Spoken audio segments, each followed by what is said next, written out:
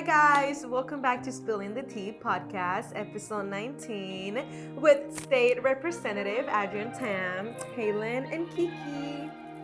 Hi.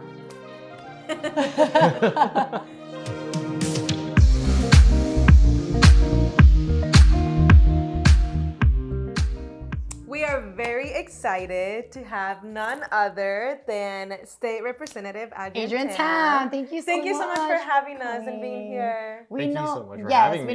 We know how busy you are. So, I mean, just for you to be here, I think that you really let our kids know like how important they are. What made you decide to come on our little humble startup podcast?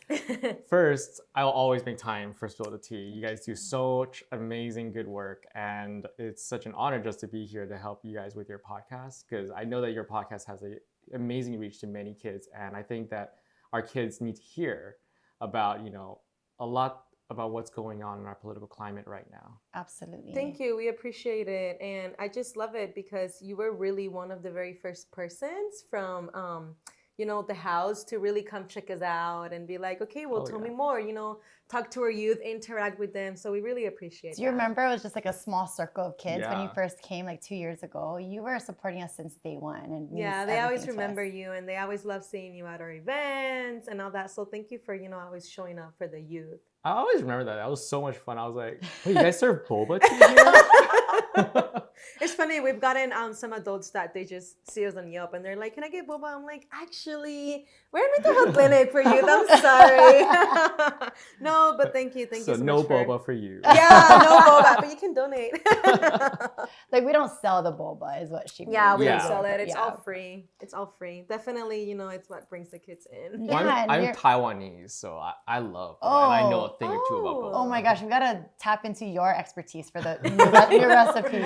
Absolutely. Do you mind sharing a little bit with the kids about like what your journey has been and why like this work is so important to you? I'm just like everyone else. I was born and raised in Honolulu, Hawaii, right here. A local boy, graduated from our public schools, and then I got the chance to go to Penn State University to complete an undergraduate degree in history. And afterwards, I came back because I wanted to be home. This is always going to be my home. And I also wanted to just be with my family and to be with my mom's business and to be with just all my friends. I miss them so much. 4 years on the continent was enough that I wanted to come back. When I came back, I became a licensed realtor, and I was like, okay, I'm just gonna make a lot of money selling real estate. But that was very short-lived. Who is going to trust a college student with the biggest financial decision of their life?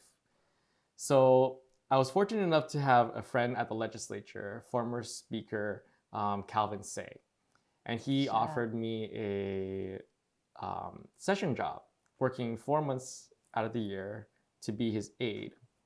And it just opened my eyes to public service, to the community, and it ignited a passion in me that, this is something I wanted to do more often. I registered as a Democrat. I immediately started helping campaigns to work on campaigns of people that I absolutely believe in, that I know will spark change in our community and in our state. So I worked on Senator Stanley Chang's campaign. This was before he was a senator. And we were going to beat the last Republican in the state Senate. Fast forward to election night, it was a very sad election night because it was 2016. That was when Donald Trump was elected. Heartbreaking. Very heartbreaking. PTSD. Yeah, and it's like election year, so I'm like, oh my God. We'll get to that later. And but we won. Wow. So the message was clear. In Hawaii, we're not going to accept bigotry. We're not going to accept, values that are not Hawaii values. Right. I served in his office for 3 years, and I realized and I learned that it takes more than one person just to change something. So I decided to put my name up on the ballot in 2020. That's so Wow. amazing. And this was before COVID. How did you get that Yeah. courage? Like, how did you take that leap of faith, that step into, you know what I mean? That's part scary. is That's inspiring. something so big and so scary, especially Yeah. like Yeah. someone so young. You know, you don't come from like, oh, my dad was a politician. You know what how I did mean? you build up Oh, that How yeah. did courage you, too? what drove that like decision? I think the main thing was that there is so much need for a change, and ultimately you have to ask yourself, would you forgive yourself if you didn't even try to do it? And I Right. said, I would rather lose an election than to live with the doubt of what if. Yeah. Yes. And that was the ultimate, trigger that made me jump into the race. And it was a very difficult decision because at the time, my representative was a 14-year incumbent. Wow. He was in my own party, and he didn't necessarily was doing a bad job. He was a really good person, and he was a powerful member of the legislature too. But ultimately, I said, it is not the leadership in the House or the Senate that decides their representative, Right. their leader. It is the constituents. We had to build a case. We believe that we built an amazing case. It was people over politics. That was going to be our slogan. That was going to be the thing that we're going to tell everyone, because I truly believe that politics has to take a back seat to the needs of the people. Yes. And that message resonated. This message for change, this message that things can get better, this message that we don't have to be destructive in politics. We can build on each other's strength to lift our communities up and our state up. Then COVID hit, and we had to change everything in our campaign. That was so Wow. painful. Wow. Yeah. So it quickly became like a digital campaign. It became a mailer campaign. It became a phone banking campaign. We were calling the district. We were calling our constituents, having one-on-one conversations, whether it's 30-second conversations to 1-hour conversations. Wow. The 1-hour conversations were exhausting, but for me, Or everyone was needed. worth it. Yeah. I would spend as much time as I need with someone if they feel that is going, that they have something to say. I'm the kind of politician that has an open door for anyone to come in and to talk to me about anything. And that's something that I really value about you, and it's that it doesn't matter. I mean, even right now, it doesn't matter how busy you are. You're always going to make time to listen to, the citizens. And that's something very rare to see after someone wins elections. Oh yeah, because normally times when people win elections, they immediately focus on their re-election. I see. See, and I said, you can do both. Who votes for you? Your constituents. So meeting with your constituents is basically working for your re-election anyway. Yeah.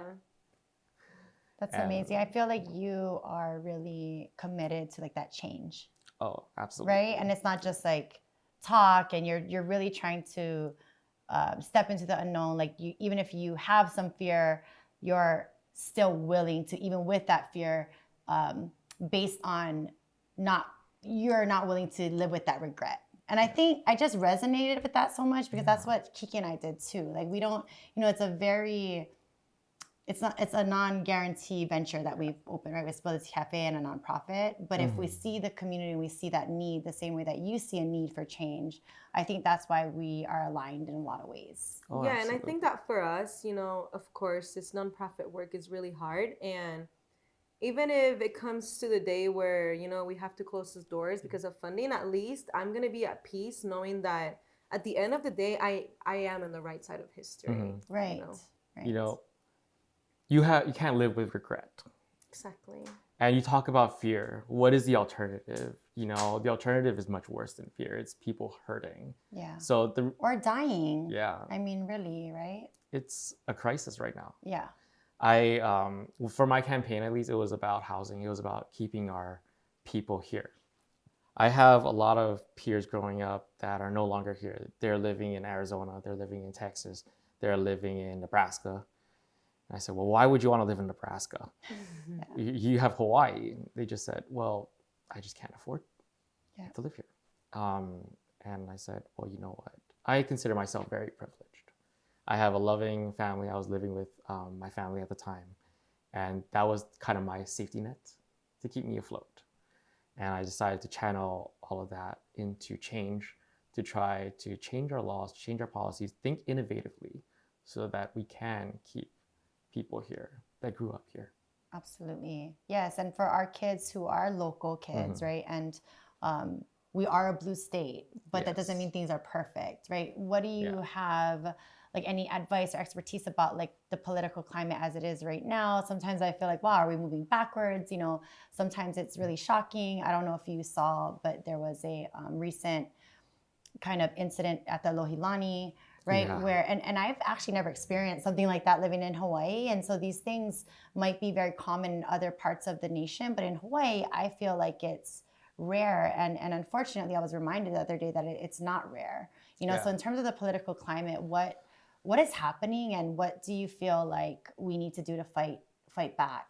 It is a really traumatizing political climate. I think the best part of what happened at Lohilani was that the community rallied together. Oh, yeah. Even those that are not necessarily, you know, Allies super allies or, you know, out there, they rallied the community because they knew that the Mahu culture is embedded in Native Hawaiian history. Absolutely. And also, you don't bully people. And I think that what made it even better was we saw the governor come out and put out a statement. We saw Alohilani's management come out and put out a statement. I put out my own statement. Yeah, there were many organizations that really came through and, you know, decided not to stay silent, like, you know, with other things in the past, you know. So I think that showing up means a lot. Yeah, and even Spill the Tea, we made like a reel and we showed how at Lydia's house, all the drag queens are there all the time. They're donating their time. Like, they're literally donating their time for free to uplift like houseless youth and kids at Spill the Tea Cafe. And, you know, like they perform for free. And so we wanted to show like how we see the queens. Too. You know, I just wish people would look at them as like local artists and instead of like the monsters that they aren't, because they're doing amazing work. I'll tell you what's not amazing work. Is encouraging in a mob of people to storm the Capitol. Yes. Shout out, you know what we're talking about. You know what I'm talking about. Yeah, I'll say it. Mr. Donald Trump. It's scary, honestly. I don't know if you guys recently watched the debate, but it is scary. Like, it is very, very scary what we're going through, considering that this is election. You know, I'll admit, it was a bad debate night for Joe Biden, but think about it, you know, Barack Obama in 2012 had a bad debate night on the first debate, and he went on to do better in the second and even better in the third, and he won re-election. That's true.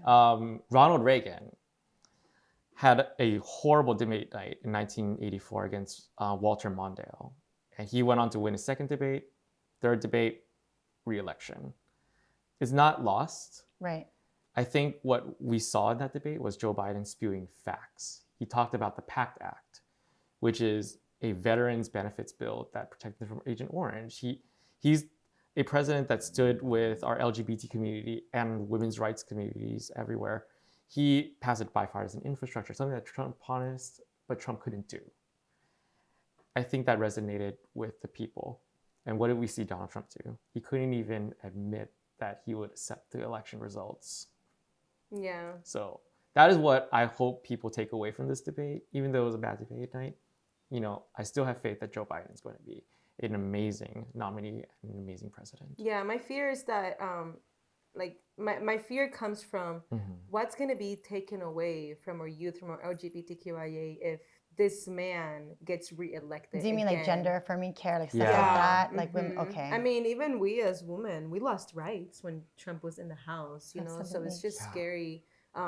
To even think or entertain the idea of what could happen if things go south. And it can get overwhelming, right? And so especially if I'm getting overwhelmed as like an old person, imagine our kids, how they feel, right? So I guess what can we do in Hawaii to, I don't know if we're fighting about, like, please educate me. I'm sorry, I'm not that really well-versed in politics, but like what are we supposed to really focus on in order to create like actual change? I think, Haylin, for you, you're doing such amazing work right now with Spill the Tea. I think that it would be a disservice to the community if we had you do something else, because I absolutely need so you sweet. where you are, because Adrian, you are helping, you're that. saving lives. but there's many things that your kids can do. There are many things that their parents can do.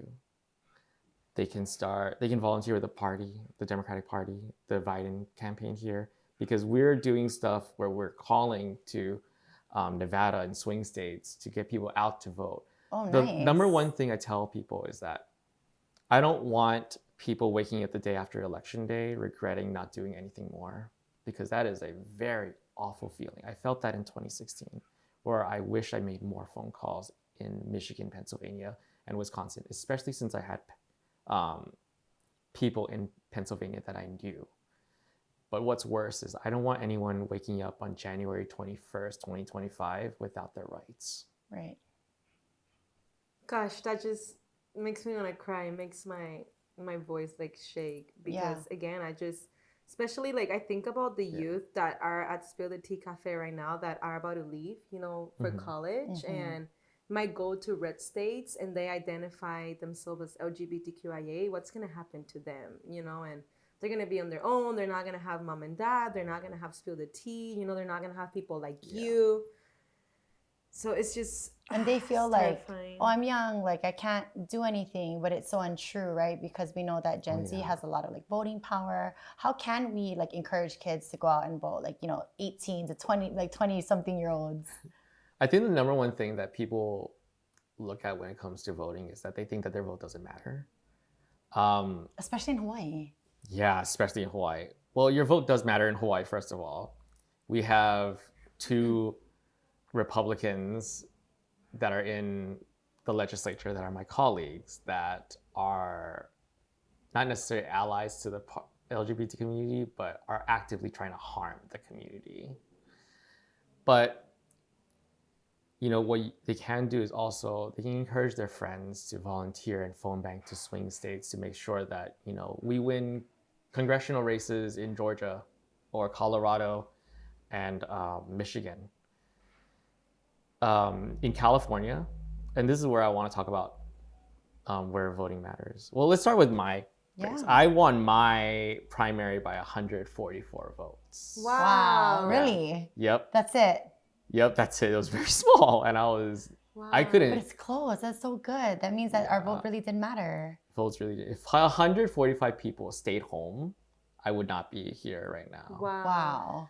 And I am grateful every day and that is a number I'll never forget, because I'll always remember it, and it made the campaign even more significant because, what if it was that one extra day that I went sign waving, or that one extra phone call that I made that made the difference because that person talked to someone and talked to another person. Right. What if it was, the Hawaii State Teachers Association that called their members in the district that made the difference in that vote? That stuff matters. But in some races, like my friend Evan Lowe's race in California, he's running for Congress. His race to run off was tied. Actually tied? Yeah, it was tied. And they forced a recount, and he won by 3 votes, I think. Wow. Wow. Yeah. I did not know that at all. Wow, 3 people that decided no, they thanks wanted for change. educating. I didn't know that was even really a thing, like that you could win by 3 votes. Wow. Yeah. It's very scary. We had a candidate in 2022.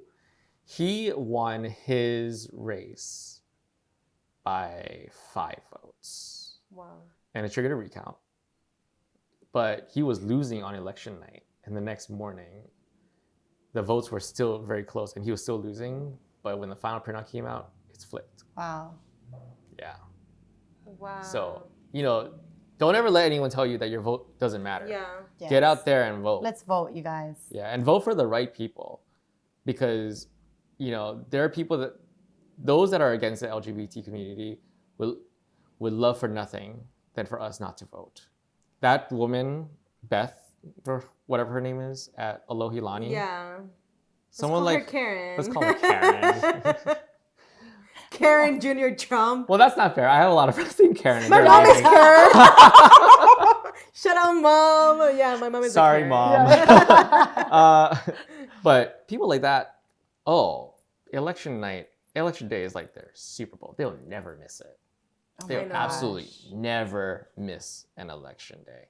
This is very sad to admit, but I'm born and raised in Puerto Rico. I left the island, I think 2014, so close to 10 years. 10 years this year actually. And Wait, I'm sorry to interrupt. I have to let Adrian know. Like, she left her hometown to open Spill the Tea with me. Yeah. Oh my Like, she I actually did god. that. moved in with Haylin. And she gave me Thank like a you. 3-year commitment, and now she pushed it to 5 years. What year are we in Yeah. now? We're almost at year 3. Yeah, we're almost Okay. at Yeah, year we're year 3. 2 right now. Thank But you so much. Of course. Yeah. I love what we're doing. I believe in the mission, and I'm a strong ally. I'm a strong advocate. Like, But sorry, Puerto no, Rico. wait. Okay. Oh, Yeah, yeah, Puerto okay, Rico. Now I okay, have to okay. say that if I experience someone like that Beth lady from the hotel, like, she will catch some hands. You know what I mean? Like, that's what Whoa. sets me apart. It's just the Latina in me. But anyway, We go high. When they go low, we go high. Yes, we go high. I'm learning. I'm learning as we go. I'm learning. But yeah, so it's so sad for me because I'm kind of put in this position where I have to choose like whether I vote back home in Puerto Rico. You know, I have my friends, I have my family, I have gay family members in Puerto Rico that I know need my vote. And then on the other hand, I can also vote in the mainland, you know, for the president, and then vote also here in Hawaii. And this is actually the first year in the last 10 years that I actually choose to not send my vote back home to Puerto Rico because I know we need it the most. Yeah. Yeah. It's like, again, voting is so important. Every vote counts. I, again, don't want anyone to wake up on election day regretting that they didn't do more. It's the worst feeling.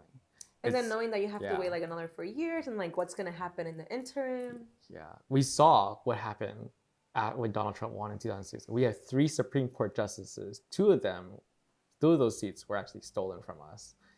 And Roe versus Wade was overturned. Clarence Thomas has went out there and talked about Obergefell v. Hodges being overturned, which is gay marriage. And I think this is where I want to call out the LGBT community a little bit, because for the longest time, many of our cisgendered LGBT members just think that marriage equality is done. You know, we settled the case, we codified it into law, and we have our rights. Screw everyone else. I'm sorry, but it wasn't a gay man that threw the first brick at the Stonewall Inn. You know, you can't call yourself a member of the LGBTQ plus community if you're going to forget about the T or the Q. And, you know, it's up to all of us to kind of remind them to get out there and vote and to make sure that, no, our rights are not guaranteed. And there are more things that we have to fight for. That's why we pass an LGBT commission to address these issues. That's why we're continuing to push for protections on healthcare for our community.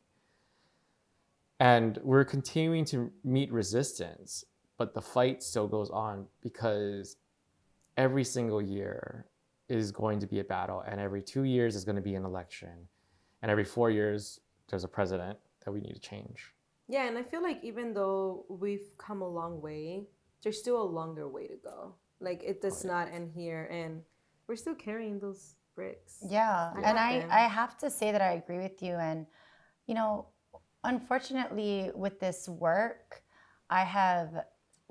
fortunately I've seen the beauty of this community. And unfortunately I've seen a lot of people who are not educated within the community, which I was completely shocked and surprised by, right? So there's a lot of people within the community who also do not believe that trans kids exist, or, you know, they're just kind of like, well, is this a trend? And, you know, right. And so how do we get our, like, I guess it's not even allies, it's people of the community to be allies to trans people or questioning people to all. or, you know, like, how do we, is it more education, or is it more, because to me it's like they're missing like the empathy part, like that, you know, trans people are, maybe they don't even believe trans people are real. I don't know. What do you think? Well, you mentioned education. For me, education always brings up questions. People want to know.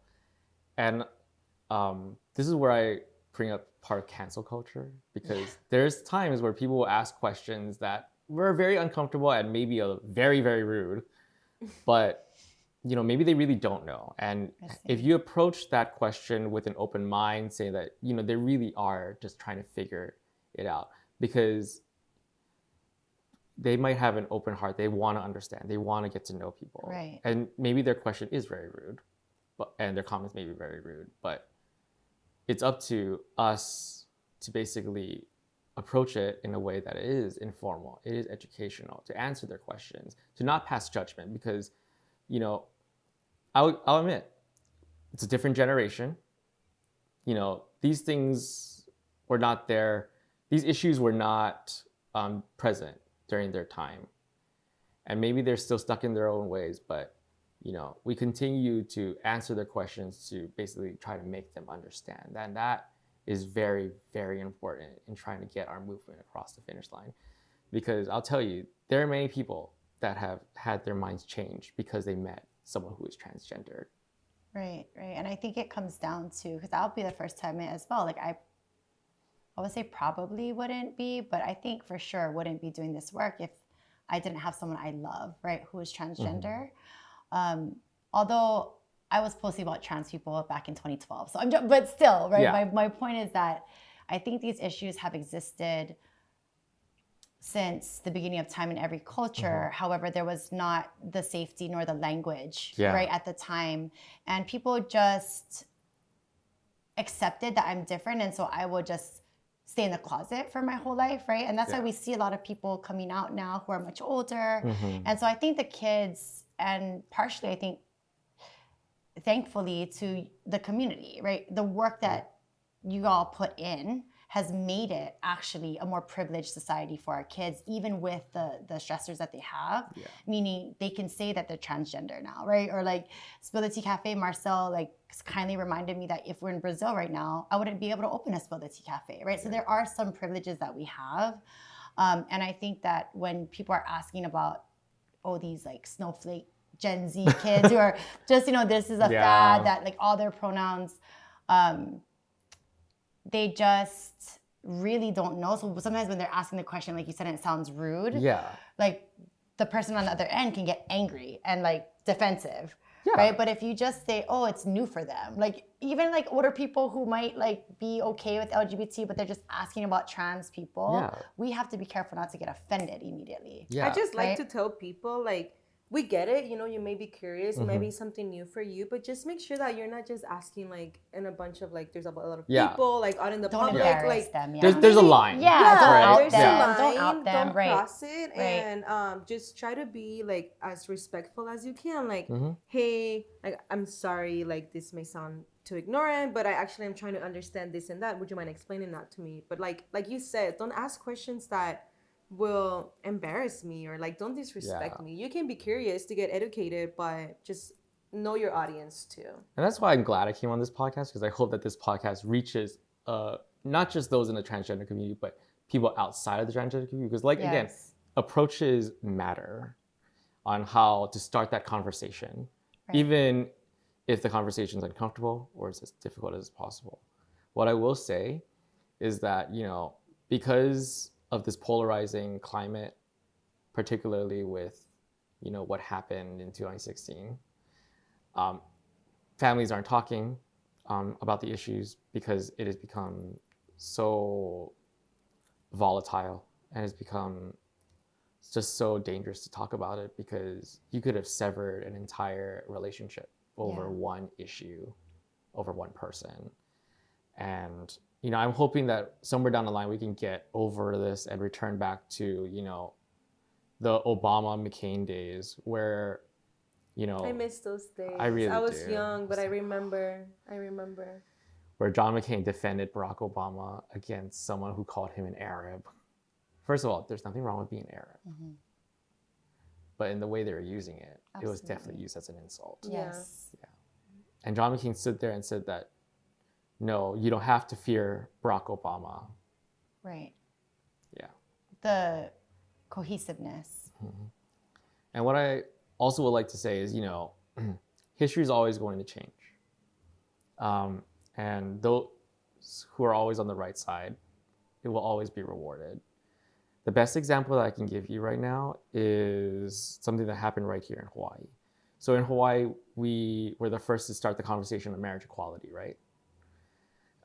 When a couple went to the Department of Health to get married, and the Department of Health denied it, and they went to the Supreme Court. The Supreme Court ruled that, no, you have to give them the right to marry. But the legislature put a referendum in the Constitution that says, no, the legislature has the right to reserve marriage between a man and a woman. There were several reps at the time that voted against putting that on the ballot, saying that, no, marriage should be a right granted to individuals who love each other, regardless of their sex or gender. At the time, they took it a very unpopular stance. But history rewarded them. One of those members lost re-election, and they came back into the House, and now is our House Judiciary Chair, David Tarnas. Another one went on to become our Congress member, still our Congress member, Ed Case. He was one of the members that voted no. Wow. And the last one is Speaker Scott Saiki, who is now the Speaker of the House. And this year, the voters will have an opportunity to go back to the polls and take that language out of the Constitution, because it is discriminatory, Right. it is not our values, and it just does not belong there. Right. Yes, we definitely will be campaigning for that. Yeah. How can people, if there's, any listeners that want to help you, amplify your voice, where can they find you? What can they do? Where can they sign up? They can always visit my website, www.adrianforhawaii.com. You can also visit the Hawaii Democrats website. I was the former chair of the party here. Oh, cool. That was a very fun experience that I never want to have ever again. He said, I loved it, Yes. but don't I loved sign it, me up." but don't get it back. I mean, no, it was an honor. I would definitely do it again if I feel like I can carry the party again.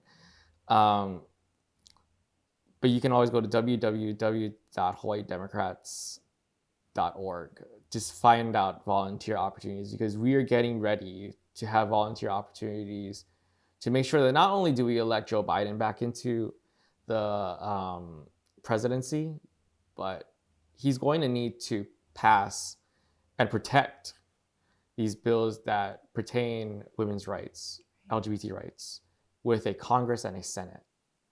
And we're going to be phone banking. We might even be sending people out.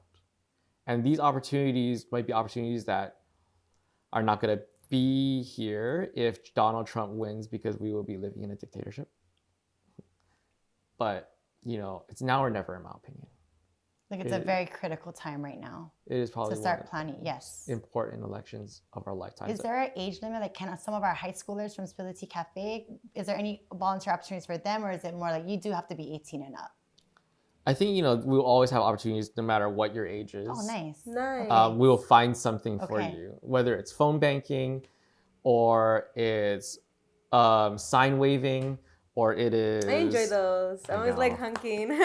He always loves the sign waving. Only the ones that I support.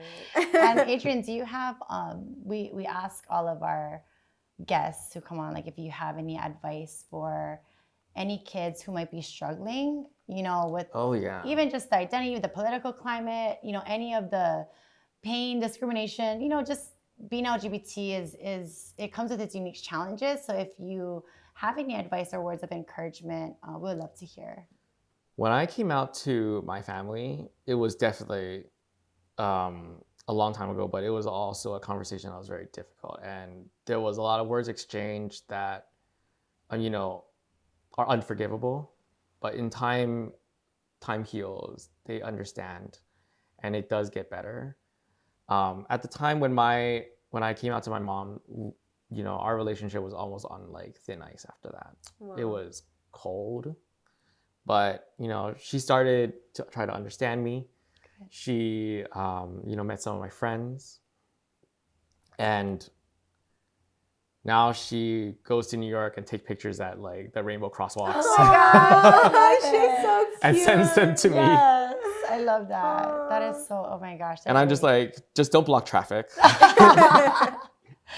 it so does cute. get better. And It also actually does people get can better. change, right? Yeah. And I think like love trumps everything, especially in Hawaii. Like that's such a beautiful illustration. I mean, my family is I think, still on the journey, Yeah. right? But I would say majority of them also have come around, and we have really made it clear about in Hawaii and in this ohana, Yeah. we will put our differences aside to come together to support, right, in celebration or in time of need. And so I really love that your mom even, right, like, because they always say, oh, boomers, they cannot Well, change, they don't but they understand. can. They can, can, and so can my mom and my grandma. And so, yeah, thank you. It seems like in the moment it's so hard for the kids to even see a future. Yeah. But you're an example of it, right? Like, And so many examples of it. it takes us too to just be out and open talking about these uncomfortable issues, because if we don't talk about it, who will? Exactly. Um, Yeah.